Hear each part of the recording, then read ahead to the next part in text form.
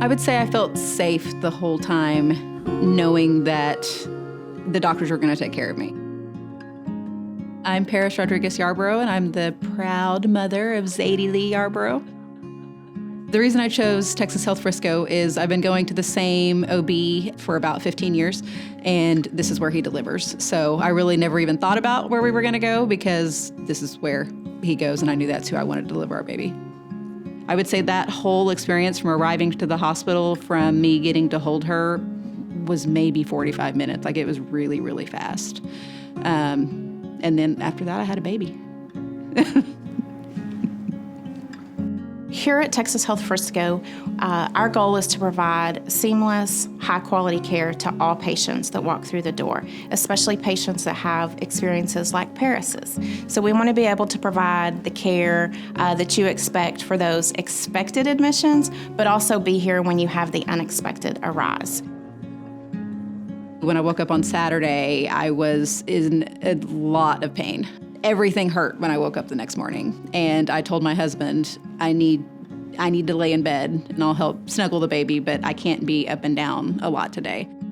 I kept telling my husband, I don't feel good. I'm gonna call the emergency line at the OB's office because something doesn't feel right. And I explained to the doctor on call what I was experiencing, and she said, yeah, I think you need to come to the hospital. So we had to pack up our 4-day-old and drive 20 minutes across town at 11 o'clock at night to come and be readmitted. And that's how we ended up back at Texas Health Frisco the day after I came home from being released. Well, we did have to go back very shortly after. I was within a few days after the birth because she was experiencing shortness of breath, and it just kept getting worse and worse. So we immediately went back to the hospital. All I could really tell them was I'm short of breath and I couldn't hold my daughter. And then the nurse came in and she said, I know they saw something on your chest scan, but I think they just need to run more tests. And she said, but I'm really glad that you came in when you did because you need to be here. I started hearing the words congenital heart failure thrown out a lot. So there were so many tests that happened that day that I pretty much spent half the morning thinking that I had congenital heart failure. And then they wheeled me downstairs to a different floor to do the full body scan. And I had a panic attack when I was in there because they laid me down flat and my breath was so bad that I could barely breathe and I was laying down flat. I pretty much spent that whole entire day thinking that maybe I had such a beautiful summer and all of these memories so that my husband could show those to my daughter, because I was really starting to think that I might not be around to see her. I never voiced to him the fear that I started having about maybe not being able to watch her grow up, but I started feeling it, but I was afraid to say it.